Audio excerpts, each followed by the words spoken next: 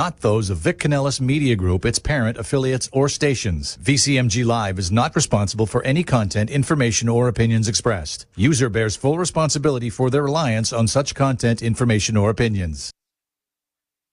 Presents You and Your Doctor, teaching you to live a longer and healthier life. Proudly sponsored by All County Healthcare, where people are the heart of our business. All County Healthcare is a Medicare certified agency where one call will service all your home care health needs. For more information, call 954-717-7027 or visit our website, allcountyhealthcare.com. Now, let's get informed to living a longer and healthier life. Here is your host for today's show. Welcome back to another episode of You and Your Doctor, sponsored by All County Healthcare. Our number is 954-717-7027. We're a Medicare certified home healthcare agency servicing Palm Beach County, Broward, and Miami-Dade. I'm your host, Louise Gomez. Welcome to the show. And today we actually are live at Sunscape right here in Boca Raton, 22501 Boca Rio Road. And the number is 561-680-3600. And we have two lovely guests, Lorie Rolat, Director of Community Relations, and we also have Stefanie Mardar, Director of WALK. Thank you for coming. Thank you for having us. I appreciate it. I appreciate it. And I was super excited to come here. I literally live like down the way, super close. I was like, I've been wondering what this beautiful place is all about. So can you tell me a little bit about this grand opening and how you play a role in that? Sure. So Sunscape of Boca Raton is a new assisted living and memory care community. We will be opening up this September. Oh, okay. We are a luxury boutique community that offers hospitality services, assisted living services, that people that need help with their activity with daily living, and also assistance for residents that have dementia and Alzheimer's in our Vallejo memory care community. Okay, wonderful.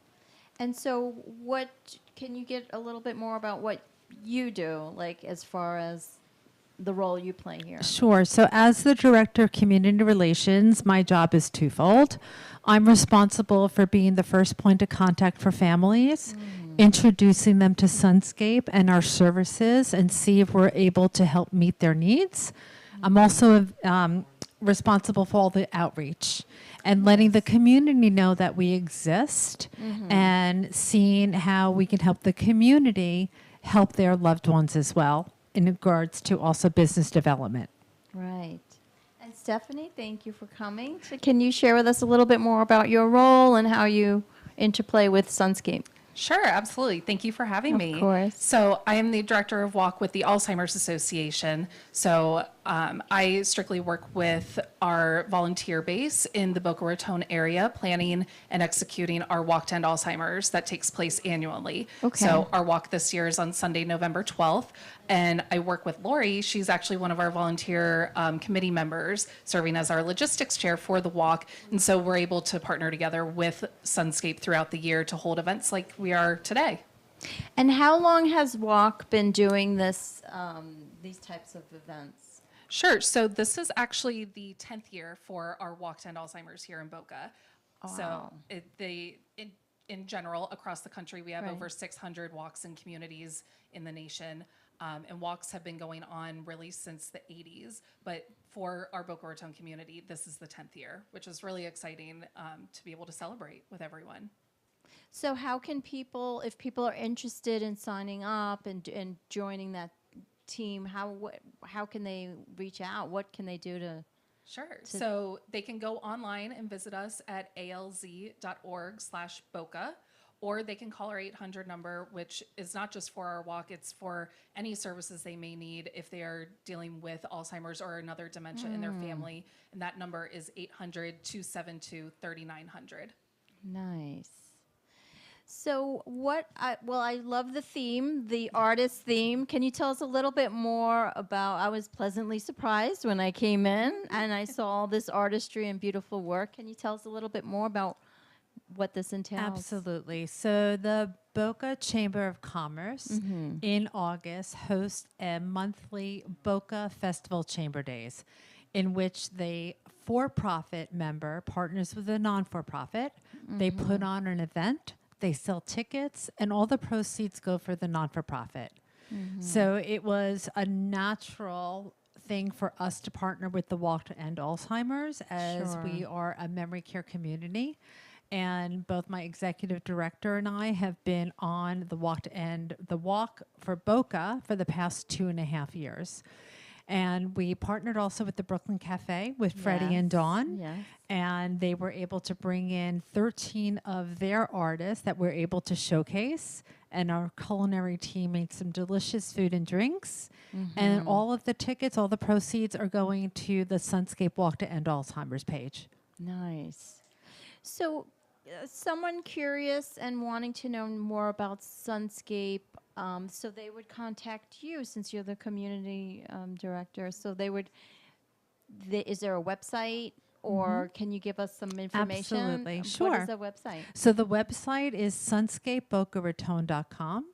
The main number is 561-680-3600. And they can ask for me, Lorie Rolat. Wonderful. And so I know it's been in the works building for now quite some time, and it looks so beautiful. Is our spaces filling up, and how does that work as far as Yes, that's a great question. Yes, Yeah. we've been very excited to open up the community. We've experienced, delays like most other Sure. communities here. That being said, we are planning to move in residents as of September 1st. Right now, we have 20% reserved Okay. in both our assisted living and memory care communities. And anybody that wants to come in and see the community and get more information can reach out to me at any time. You say 20% now, but I have a feeling it's going to go like quick because, by the time they open in September, I have a feeling it's going to be a lot more filled up because I think you're getting the word out and people are visiting and whatnot. Agreed. And there's also a need. There's a need for Yes. assisted living. There's a need for Absolutely. somebody that has memory care. So once we're able to accept residents, we feel that we will be filling very, very quickly. And so what type of, because people want to know if they're going to put their parents, somewhere, they want to know, like, what type of community engagement will they have? Like, what types of... There'll be a lot of different programming. Okay. There will be programming such as music. And Nice. so in our memory care community, there'll be a lot of therapy. There'll be pet therapy and art therapy. nice. We'll have a lot of different, raised garden boxes and crafting. In assisted living, we're going to have different kinds of lecture groups and stimulating conversations. And we definitely like have that. a craft room or card room for those that are playing canasta, mahjong, and bridge. Right. And again, entertainment throughout the community.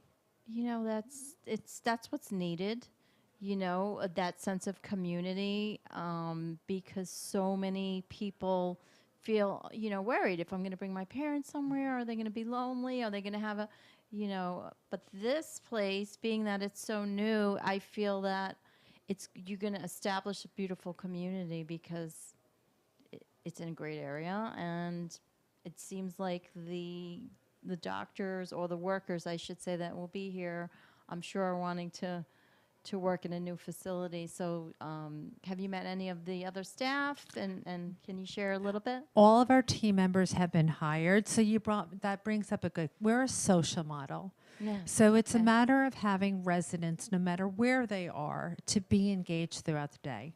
And our philosophy is to inspire people to reach their full potential every day, whether that's in assisted living, whether that's a team member, whether that's in memory care. Because everybody, doesn't mean you're an older adult that their life stops living. Right. It's how then we can keep you engaged. That's so important. I feel like so many people can thrive. What's your experience with people in a setting like this where they can thrive? Have you seen? I have. Can you share? I've been working for the Alzheimer's Association for a little over 5 years. So I've been to many of our communities in Boca area, really. And I've seen how everyone does it a little bit different, but I've seen how great it is for the residents having that sense of community and having that socialization is just so important. You can see they light up when people come in to visit, even just to volunteer their time. Not that they're not having that when they're at home, but it's nice to see them. They're not just put away in their rooms sitting alone, which I think, unfortunately, a lot of people assume that's what it is, and it's not. It's really nice to be able to visit and be able to see the different communities we have. You know, that's kind of breaking the stigma of what younger people think. So it's good to bring the awareness of how special this is, so people can see that people want to, you want everybody to thrive. Yes. Yeah. Is there anything else you wanted to share about your future visions for what your goals may be, or any future endeavors or plans you may have? Well, our goals together is to really raise as much awareness and monies for the walk, which includes anybody that's interested in being a team member, in being a sponsor, in helping fundraise. They can reach out again to either Stefanie or myself in that way. If anybody does have a loved one that will benefit from being in a community setting, we think that Sunscape has that to offer. Yeah, I agree. Just from meeting a couple of the team members, I feel that sense of community, that everybody seems so eager to have everybody be satisfied and to be, part of this community. And that's what you're doing. You're creating a sense of community, and that's what's really needed. So we really do appreciate that. Any other last things that you want to touch on? Well, just that the walk is on November 12th. Is that a Saturday? It's Sunday? a Sunday. Sunday, okay. It is at the South Regional County Park at the amphitheater.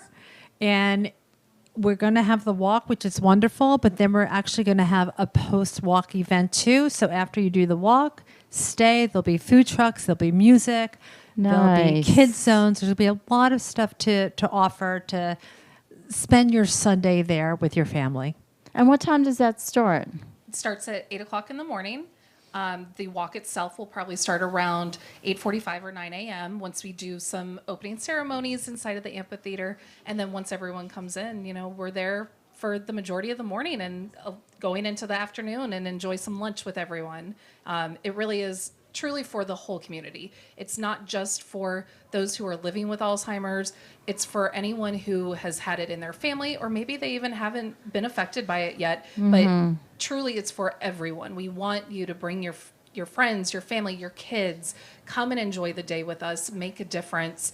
All of the money that is raised goes towards the free programs and services, as well as research for the Alzheimer's Association. So, like I said, whether you have been affected or not, you're making a difference in our community with this. Yeah, I love how you make it a family event, because it affects so many people, right? Right. Family members, it affects so many people. Yes. So And then for anybody that does have family members that does need memory care, to think about Sunscape. Again, we'll be accepting residents in September.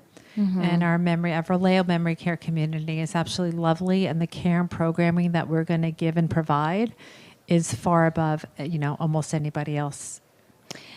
Thank you for that. And what I really like is that you have it in different options. So maybe they don't come in needing that, but maybe if they do need it down the road, they'll be able to transition very seamlessly. Right. And I think that's important, because to have to pick up a family member and move them to another location is it's a lot. So I like how you're able to transition that. Well, ladies, I want to thank you so much for joining us today, and thank you for all the information. It's been wonderful interviewing you. Thank you for having us. Thank you. You're doing a great job, ladies. Thank you so you. much. And we're going to have a commercial break. Thank you, everybody, for tuning in, and we'll be right back.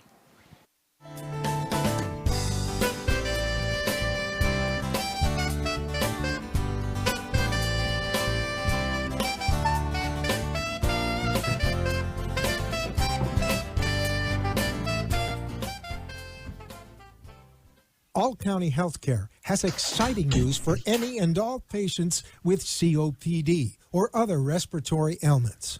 Listen to what renowned pulmonologist Dr. Keith Robinson has to say. Hello, I'm Dr. Keith Robinson, board-certified pulmonologist, medical director at Fusion Health Pulmonary Rehabilitation, and a board member with the American Lung Association of South Florida. We have exciting news for patients with COPD. We now offer IPV therapy at home, which has been demonstrated to improve airway clearance, decrease hospitalization, and improve quality of life of patients with COPD. Please call All County Healthcare for more information about this FDA-approved therapy.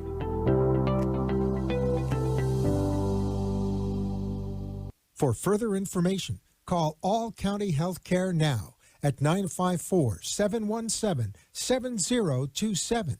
That is 954-717-7027.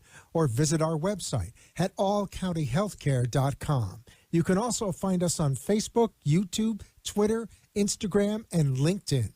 Remember, All County Healthcare always puts the patient's needs first.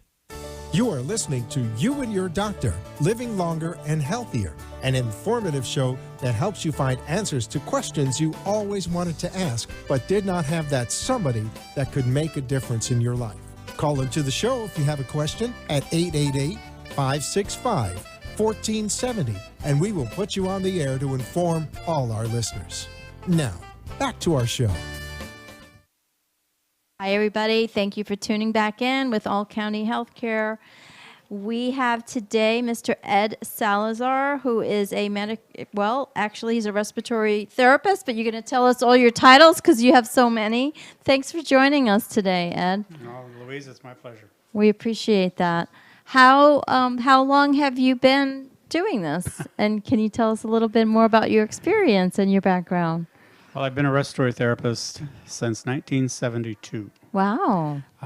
Seen a lot of changes in the technology, and I've worked, pretty much in all aspects of respiratory therapy care. But for the last 20 years, I've worked primarily as an independent. And I came to work with All County Healthcare because I was a distributor for a very unique form of ventilation. It's a high-frequency ventilation. It's called IPV, intrapulmonary percussive ventilation.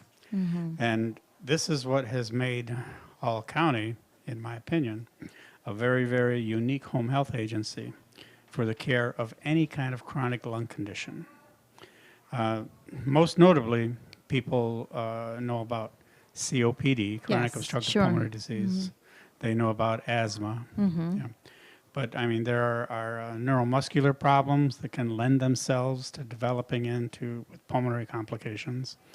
Frequently people with Duchenne's muscular dystrophy, people with ALS. When their condition declines to the point where it starts affecting their pulmonary system, then, their failure to ventilate adequately becomes an issue. Yes. And that's one of the things that this therapy is so good at. I'm so happy you believe in something, because you started out as a distributor for this, so that means it's something that you're really knowledgeable about and you believe in that. And I would imagine you've seen particular cases and experiences with maybe certain patients who've had some great results. Maybe you want to share that? Right. Up until about 20 years ago, I guess, the technology was relegated primarily to critical care. Trauma centers, burn units, people with really complex problems.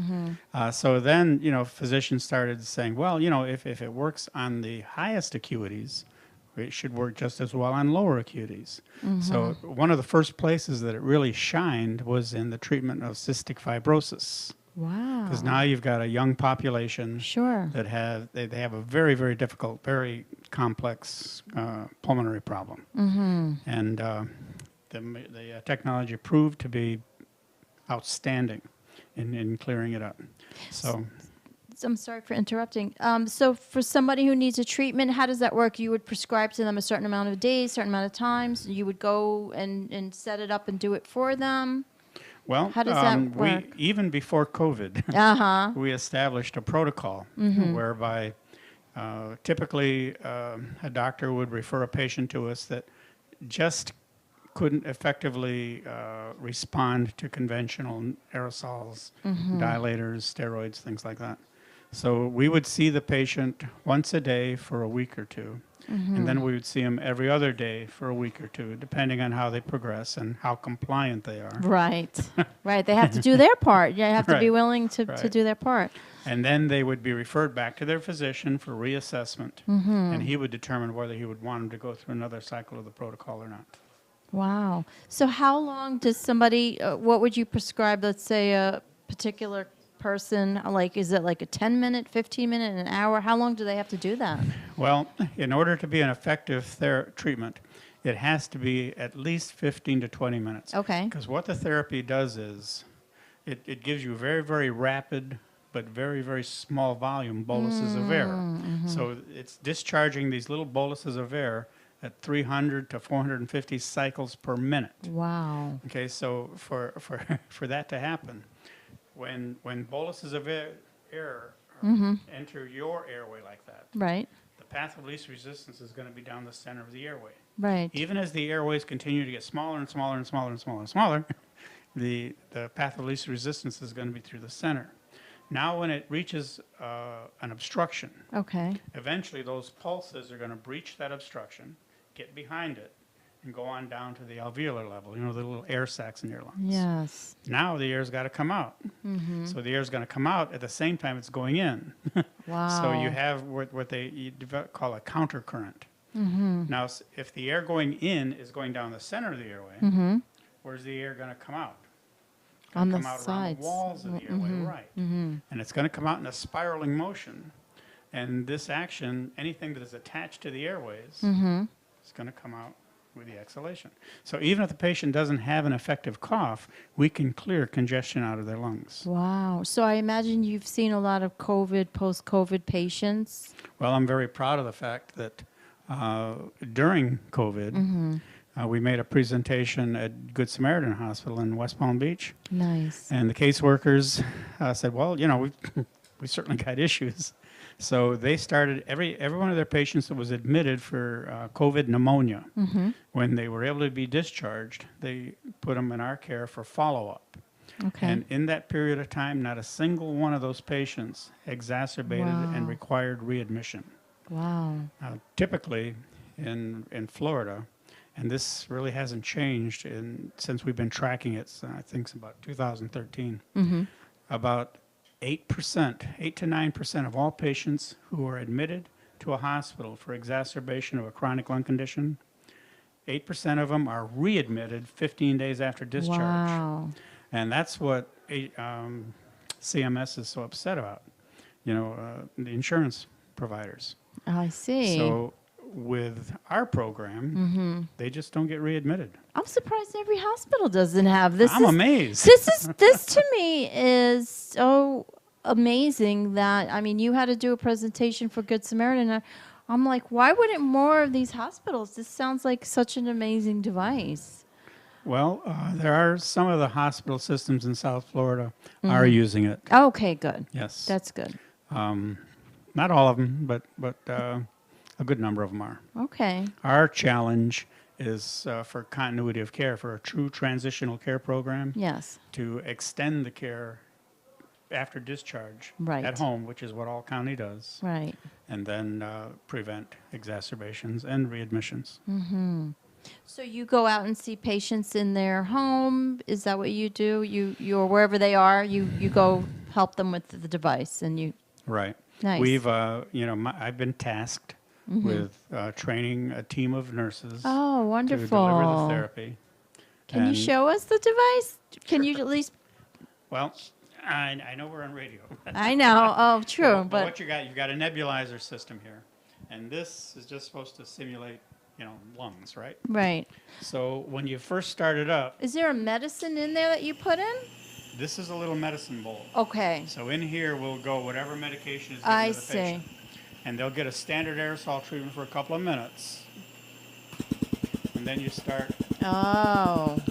and here goes. Yeah. Okay. And that's what, I know, that's what affects the airway clearance. Interesting.